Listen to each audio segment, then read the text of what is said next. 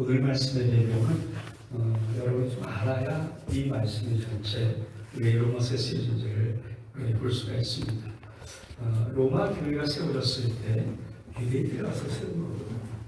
근데 글라우디오 황제, 네로손 황제라고 합니다. AD 49년에 이 황제가 유대인의 추방명령을 내려요. 그러니까 로마의 모든 유대인들은 다 떠나라. 여러분, 사도행전 18장에 보면 브리스가와 아글라바가 사도 바울을 만났을 때 그때 그들이 로마에 있던 교회에서 추방되어 나왔던 자들이거든요. 여러분, 유대인 중심되었던 교회가 그 이방인들이 있었겠죠. 로마 교회가 그만 황제의 추방명령을 통해서 다 쫓겨난 다음에 한 5년 정도의 시간이 있었던 것 같아요.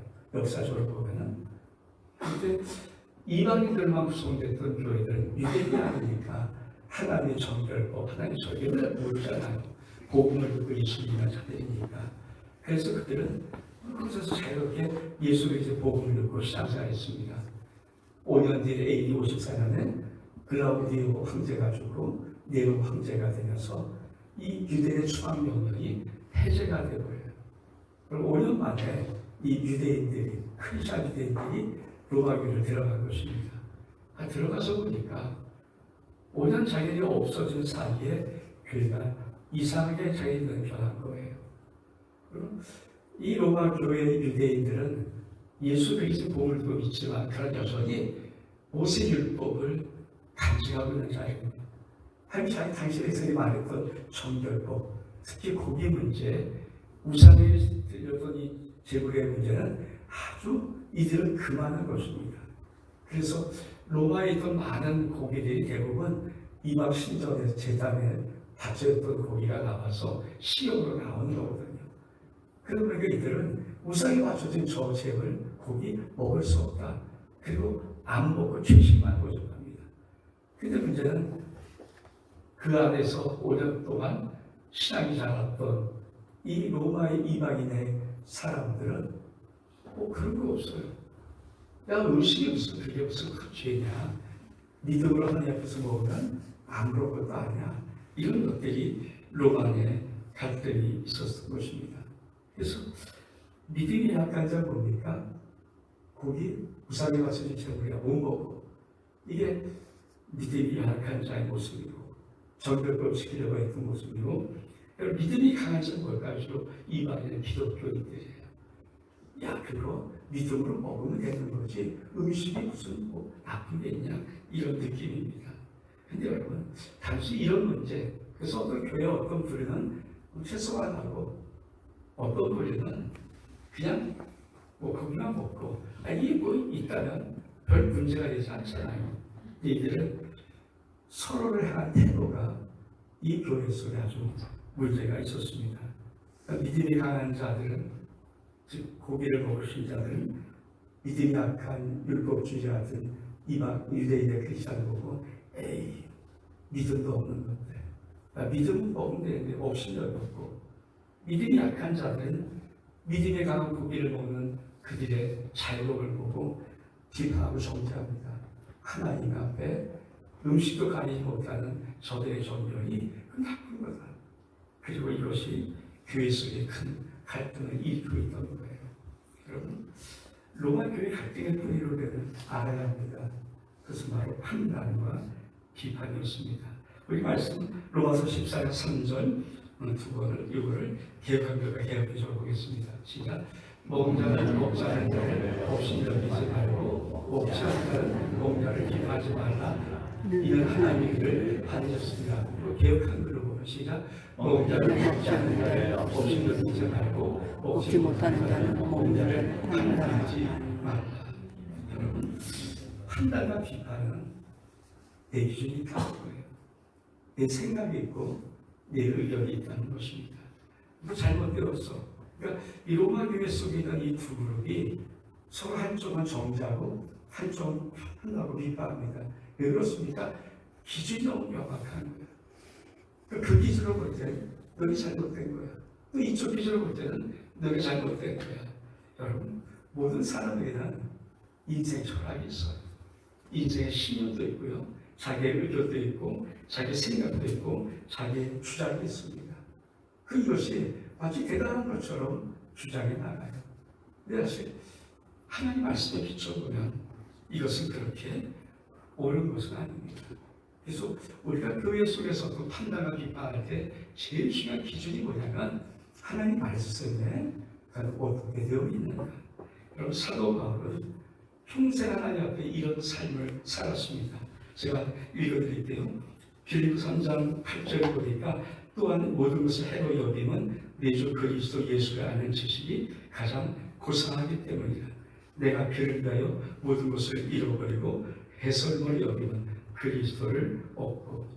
사도 바울이 예수 그리스도 아는 지식을 받아들인 다음에 자기 인생의 철학, 신념, 생각 모든 것들을 다 배설물 똥처럼 버렸어요.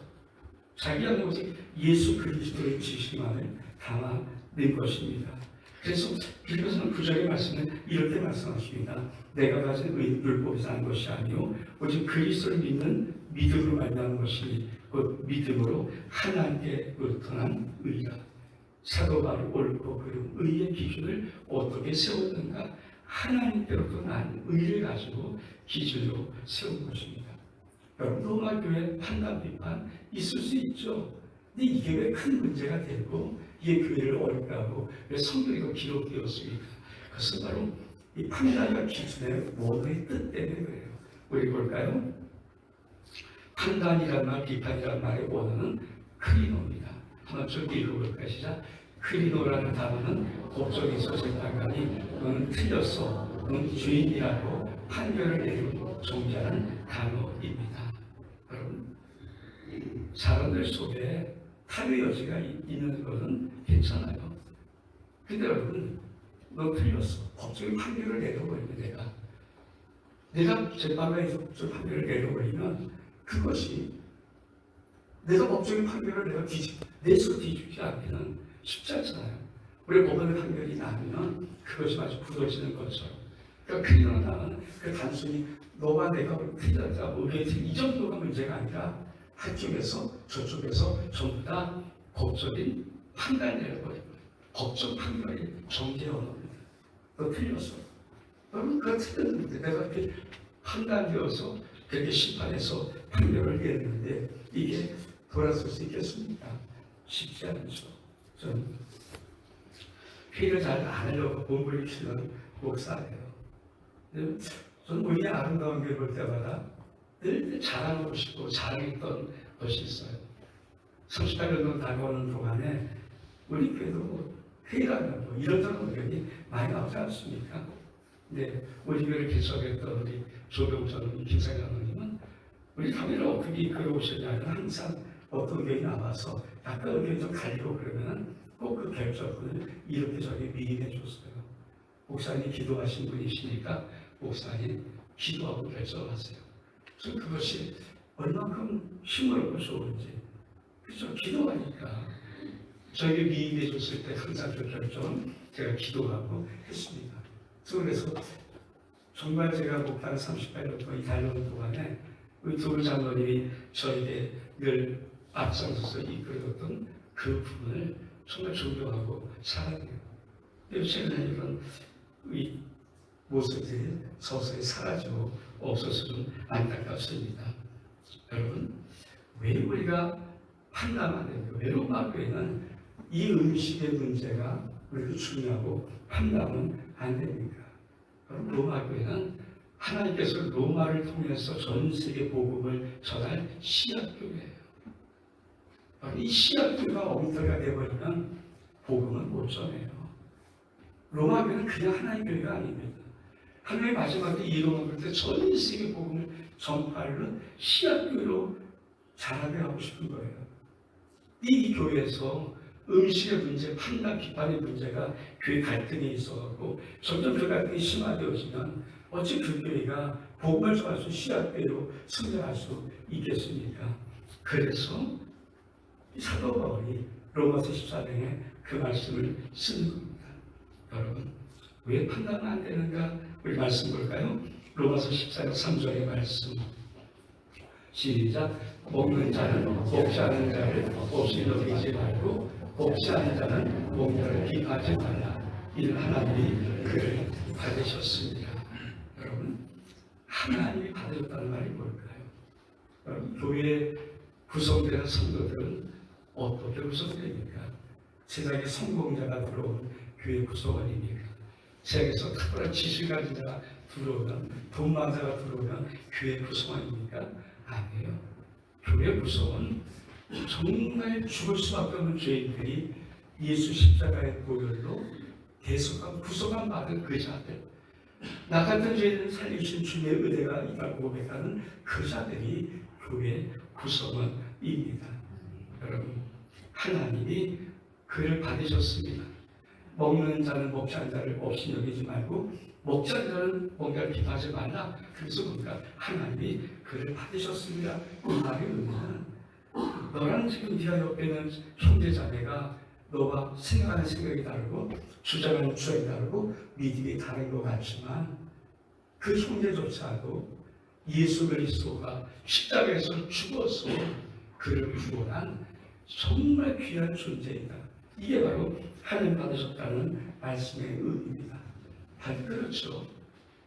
그들은 서로 싸움하고 비판하고 있지만은 사도 바울 입장에서 볼 때 로마 교회를 형성하는 그 교회 성도 한 명은 정말 예수 그리스도 십자가의 복음을 듣고 예수 그리스도 십자가의 피를 통해서 예수의 죽음을 통해서 구원받은 소중한 존재 아닙니까?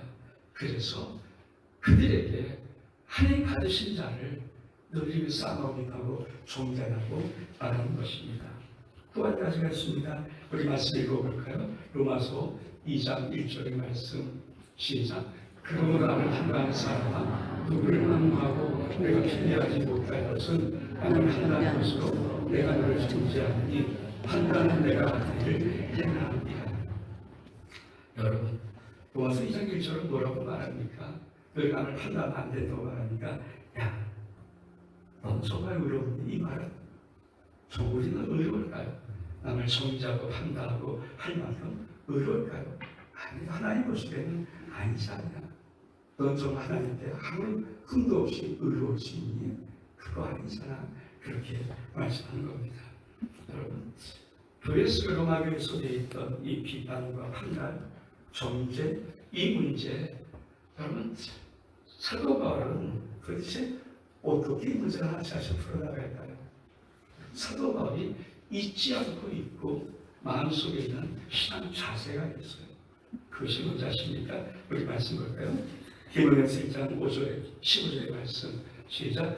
이보다 모든 사람이 받을 만한 이 말이요 그리스도께서 예수께서 죄를 구하시고 세상에 임하셨다 하였도다. 죄인 중에 내가 예수입니다. 그렇습니다.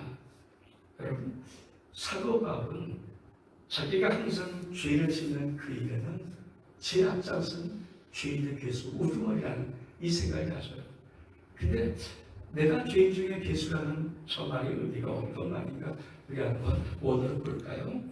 원어라는 콘프로토스 에임이 에고입니다. 중요한 것이 있어요. 저 에임이라는 시에는 IN이라는 비동사, 현재형이 현재형. 그리고 우리가 사도 바울이 과거를 압니다. 사도 바울이 율법에 심취했을 때 그는 스데반의 순교 앞에 스데반의 그 옷을 맡은 자예요. 내가 증인이 되어서 저놈은 죽어야 돼 했던 자입니다. 그뿐이 아니니까 예수를 믿는 모든 사람을 극한 옥에 가두고 받게 했던 자가 바로 사도 바울이에요. 다메섹까지 가서 예수 그리스도를 믿는 자를 잡아오려고 갔던 자가 바로 사도 바울입니다. 사도 바울은 과거의 그런 잘못들, 하나님께 정말 죄송스러운 많이 있었기에 내가 죄 중에서라고 그렇게 말하는 것입니까? 아니에요. 그 말을 하는 것이 아니라 홈프로토스 에이비 에고 내가 죄 중에서라는 이 말의 의미는 현재예요. 사도 바울은 하나님의 거룩한 사역을 몸부림치면서 다 했습니다. 그 달려왔습니다. 수고는 받게 다 받았고 비판받았습니다. 사울 속에 성령 충만 때가 정말 많았습니다. 하여튼 그런 기적도 일으켰습니다. 그리고 몸을 쳤던 자입니다. 근데 이 디모데전서가 뭡니까? 사도 바울이 쓴 서신 중에 제일 마지막 디모데전서를 쓰는 거거든요. 그때 사도 바울은 그 현재 속에서 내가 죄인 중에 괴수라고 말하는 거예요. 내가 지금도 죄인 중에 괴수야. 난 하나님께 죄를 물을 따지면 난 항상 죄 앞에 있는 거야. 이것이 바로 사도 바울이 갖고 있던 영적인 의대입니다. 여러분, 나이 나는 것이 주님의 의대라는 것을 기억하는 자, 그것이 바로 교회 갈등을 멈출 수 있고 비판을 멈출 수 있고 존재를 멈출 수 있어요. 로마 교회 속에 안타까워서 뭡니까? 그 모습을 보지 못하고 크리노, 아주 양쪽에서 이 두 그룹이 법정 판결을 내려서 우리가 옳아, 넌 틀렸어. 그 정자고 비난하고 없이 여기는 그런 것들이 있을 때 사도 바울은 아니다. 그게 아니라 내가 죄인 중에 예수였다. 내가 이 하나님의 은혜가 없으면 십자가가 되었으면 난 살아갈 수 없는 존재이다. 그래서 로마 교회에 말하는 거예요. 형제에 정죄하는 것, 형제 불을 판단하는 모든 것을 너희들은 내려놔라. 심판의 자리, 정죄의 자리, 하나님이 되는 재판 자리에 서로 내려오라고 말하는 것입니다. 그렇습니다. 여러분, 교회 속에 사도 바울처럼 일생을 살아가면서 그 어마어마한 그 선교를 3차까지 하고 그렇게 수없이 맞고 그렇게 몸을 주는 그들이 그 마음속에도 내가 죄인이라는 그 마음이 있었다면 여러분, 그것이 바로 교회 속에 있을 때 교회가 세워지는 것입니다. 사도 바울은 두 번째로 이 비판, 판단의 정치 문제를 어떻게 해결할까요? 우리 말씀 보겠습니다. 로마서 10장 7절과 8절의 말씀 시작. 우리 생명은 자기를 위하여 사는 자가 없고 자기를 위하여 죽는 자는 없도다. 우리가 살아도 주를 위하여 살고 죽어도 주를 위하여 죽나니 그러므로 살아주나 우리가 주의 것이로다. 우리가 계속 로마서를 보면서도 신앙에서 말이죠. 제일 중요한 걸까요? 신앙의 저 핵심. 내가 천대 신앙이다. 뭘 중요합니까? 예수 그리스도가 나의 주대심이에요. 예수 그리스도가 주대심. 내가 주님 거라는 이것. 그래서 이게 얼마큼 중요한 것입니다. 사도 바울은 지금 이 로마 교회 속에 고기를 먹은 자가 옳다, 회성 자가 옳다, 이거 따지는 게 아니에요. 어느 그림이 옳고 그르고 무엇을 하는 것이 옳고 그를 따지는 것이 아니라 우리가 지금 누구에게 속해 있는가를 사도 바울은 그렇게 말하는 거예요. 옳고 그르의 문제를 따지면 해결이 안 돼요. 근데 우리가 누구에게 속해 있는가? 우리가 누구에게 속했습니까? 우리는 살아도 주를 위해 살고 죽어도 주를 위해 죽나니 그러므로 사나 죽으나 우리는 주의 것이다. 시선을 그 판단 비판의 정죄의 시선을 바꿔버립니다. 여러분, 그렇죠. 우리는 누구 것입니까? 교회 신앙생활 제일 중요한 것은 내가 누구 것인지. 어떤 축구 선수는 늘 안에다 골을 때마다 이렇게 들춰보았다요. 아예 빌로도 지었어. 제가 그 축구 선수 이름을 기억하지만 한때 성질을 가졌거든요. 골을 넣을 때마다 자기 이 밖에 있는 유니폼을 들춰야만 여기에 I belong to Jesus. 여러분, 나는 주님께 속해 있습니다. 여러분, 교회 성도가 뭡니까? 나는 주님께 속해 있습니다. 너도 주님께 속해 있습니다. 우리 모두가 주님께 속해 있습니다. 그래요. 사도 바울은 로마 교회를 주님의 피가 세운 교회라고 말씀하고 싶은 것입니다. 우리 말씀 볼까요? 사도행전 20장 28절의 말씀 시작. 여러분 자기를 위하여는 온 땅을 위하여 산다라. 성령이 그들 가운데 여러분을 자기 감독자로 삼고 하늘 자기들 자신들을 보살피게 하셨느니라. 그렇습니다. 교회는 하나님의 당신 피가로 세우신 교회라고 하는 것입니다. 우리도 주님 것이고 너도 주님 것이고 나도 주님 것이지만 더 중요한 것은 교회가 주님의 것입니다. 여러분, 우리가 교회 앞장선 자들이 무엇을 하는 자들일까요? 하나님 당시에 핏바로 세우신 교회를 보살피는 자리예요. 그 사도 바울은 그 서신서에서 내가 얼마큼 교회를 생각하며 얼마큼 교회를 사랑하며 얼마큼 교회를 염려하며 얼마큼 교회를 위하는 것인가를 아주 철저하게 써놓고 있어요. 우리 몇 가지만 좀 볼까요? 사도 바울 교회 사랑 그리스 1장 24절입니다. 시작. 나는 이제 너희를 위하여 하나 괴로움을 기뻐하고 그리스 남은 고난을 그의 몸된 교회를 위하여 내 이름에 채우노라. 예수의 십자가의 대속이 부족하다는 것이 아니에요.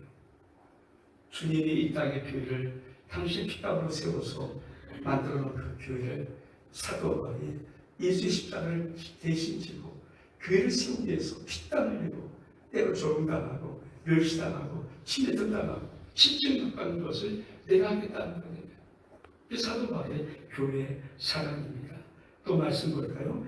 고린도후서 1장 11장 28절 29절의 말씀 시작. 이 외에 고사하고 아직도 날마다 내 속에 돌리는 일이 있으니 그건 모든 교회를 위하여 영원한 것이라. 누가 약하면 내가 약하지 아니하며 누가 실수하게 되면 내가 애타하지 않더냐. 여러분 고린도후서 11장 28절에 이 외에 일은 고사하고 아직도 날마다 내 속에 교회를 위해서 영원한 짐이 있어요. 돌리는 것이 있어요. 그럼 이 매일은 고사하고 이 예일은 뭘까요? 여러분 저기 28절에 27절 23절부터 28절 10절까지 뭘 말하면 사도 바울이 자기를 한번 내가 예수 때문에 얼마큼 핍박받았는가를 자기를 한번 드러내요. 나 5대 39대 9대 은혜를 5 맞았어. 그 중에 2번은 돌로 맞았어. 뭐 계속해서 내가 얼마큼 힘들었는지 얼마큼 감옥에 왔는지 그런 데 중요한 거. 그 밖에 같은 것이 내 인생에 내 삶 속에 중요한 것이라 내가 진짜 고민하고 내 속에 날마다 나를 누르는 것이 무엇인 줄 아니? 그것은 교회 속에 있는 갈등이에요. 갈등. 사도 바울에는 매일 맞는 것보다 깊은 감옥에 갇히는 것보다 내가 파산해서 정말 죽기를 경험보다 더 힘든 것이 뭐냐면 교회 속에서 일어나는 갈등들, 이 구조, 서로가 비판하고 정리한 이것이 사도 바울에게는 훨씬 더 진들이는 고통이었던 것입니다. 그것 때문에 사도 바울은 힘들고 어려웠던 그렇죠. 이게 사도 바울의 교회 사랑이 또 말씀 볼까요? 빌립보서 2장 17절 말씀 시작.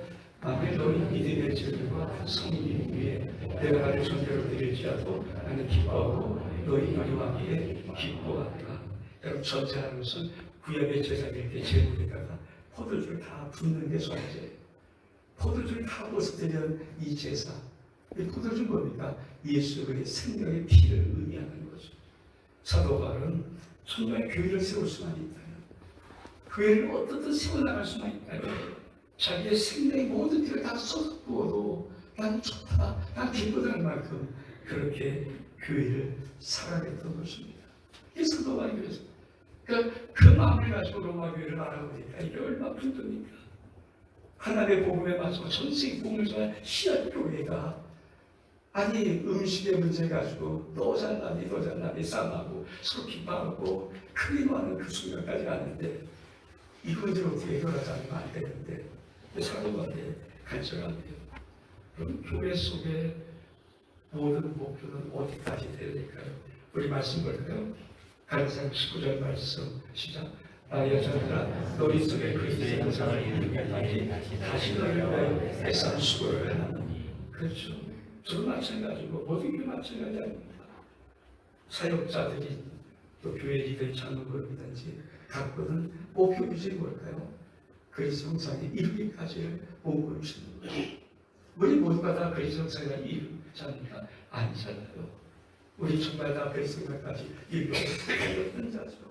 우리 과정이 있는 자지 완성된 자가 아니에요. 그러니까 누구든 어떤 자든 주의 몸된 교회 속에서 우리 주님의 사랑과 은혜 가운데 성장해서 그리스도 형상을 이룰 때까지 달려가는 것. 그게 지금 교회 속에 여러분 신앙생활을 위해 30년, 40년 그렇게 오래 합니다. 예수를 몰라서요? 아니, 여러분이 예수의 평생 닮아까지 예수로 거룩의 가정을 여러분이 걸어가는 거 아닙니까? 또 말씀 볼까요? 그래서 1장 28절 29절에 말씀입니다. 우리가 그를 전파하여 각 사람을 권하고 모든 지혜로 각 사람을 가르치면 각 사람을 그리스도 안에서 완전한 자로 세우려 하리니 이를 열사로 내 속에서 능력 역사를 지혜 역사를 따라 힘을 다하여 수고하노라. 그렇습니다. 왜 가르침을 교회에서 해야 됩니까? 그리스도의 완전자로 세우고 싶은 거예요. 저도 그 꿈이 있어요. 제가 목회를 다녀온 동안에 우리 성도들 한 명 한 명을 그리스도의 창성이라고 하지. 그리스도 형상을 그리시면서 이룰 때까지 저도 교회에서 우리 그리스도에서 완전으로 세울 때까지 그리스도 계속 말씀을 전하고 말씀을 가르치고 기도하면서 다녀오는 거 아닙니까? 사도 바울은 교회 목표를 단순한 교회 숫자 내림에 정하지 않았어요.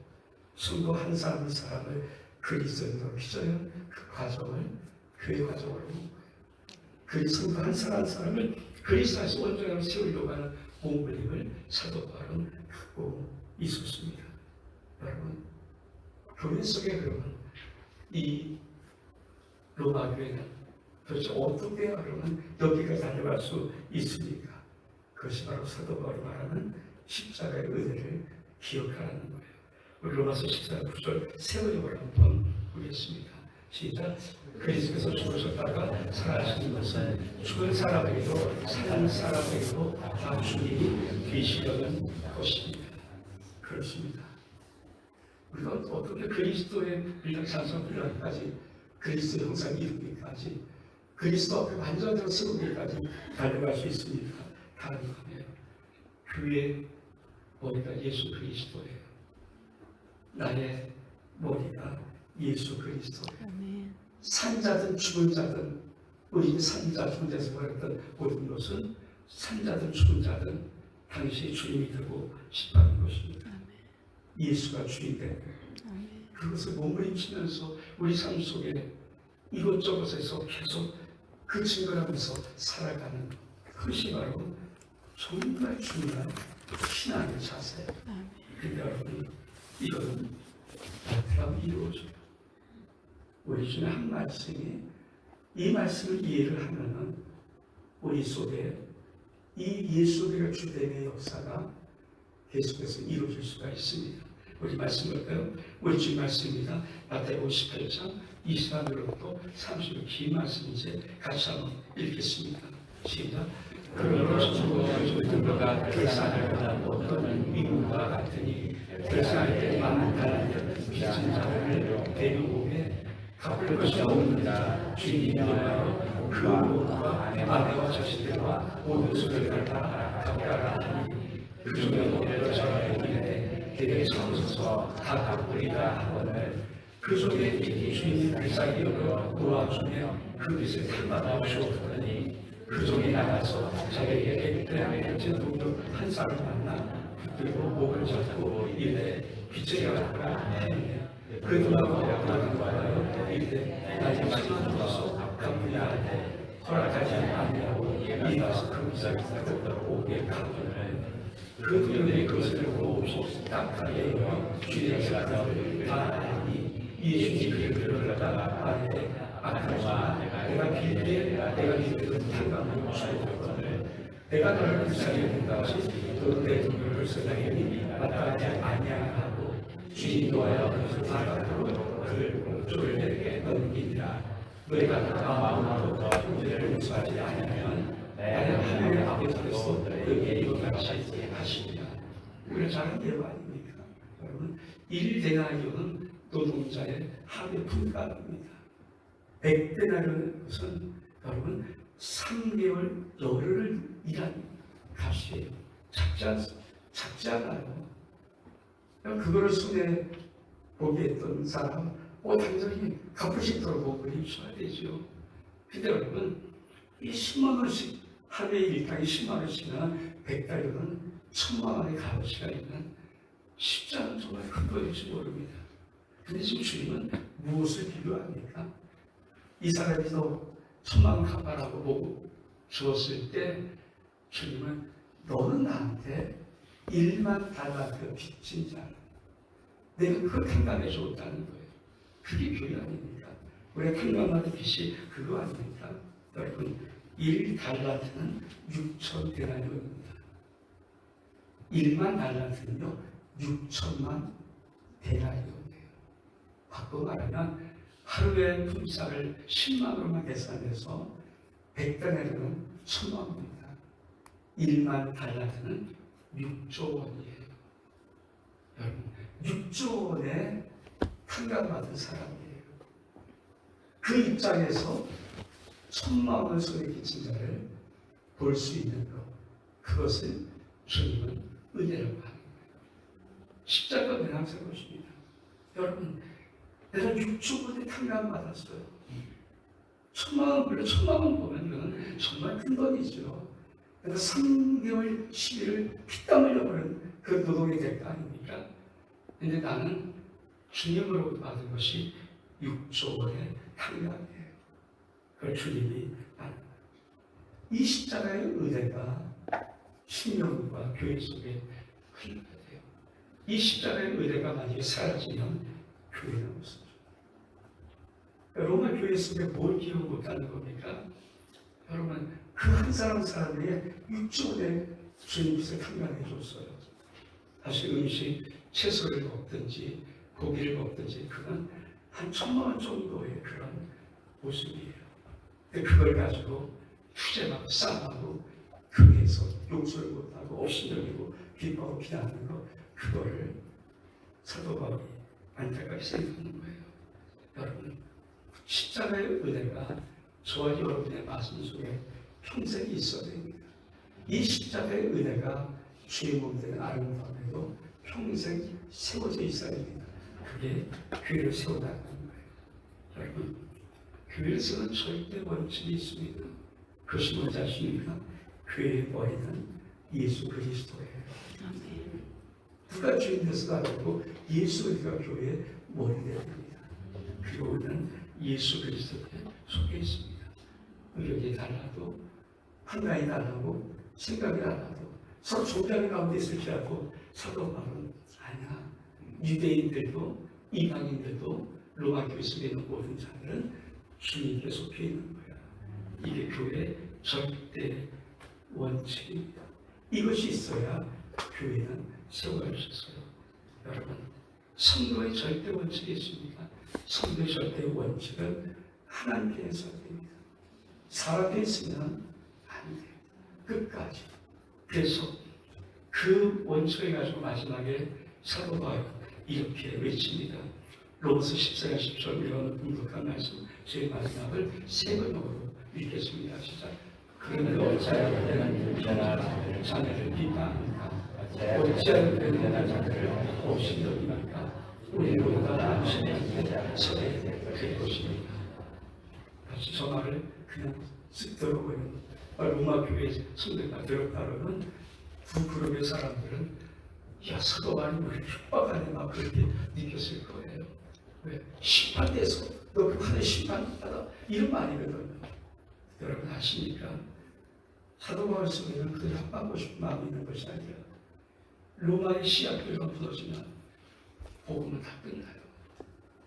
우리가 교회가 갈등하고 비방하고 서로 정죄하면 누구를 전도할 수 있습니까?